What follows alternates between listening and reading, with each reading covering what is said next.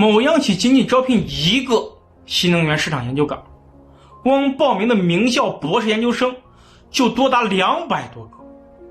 光是看视频就感觉头皮发麻，这是要卷出天际了吗？还有一个央企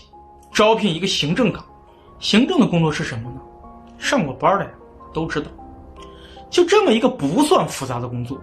竟然有224位世界名校的硕博毕业生参与竞争，报名人数达到了819，有效报名人数470。现在社会对于稳定工作的追求啊，都已经快成信仰，竟然能让清北的博士生都开始抢破头，其实真的呀，有点大材小用了。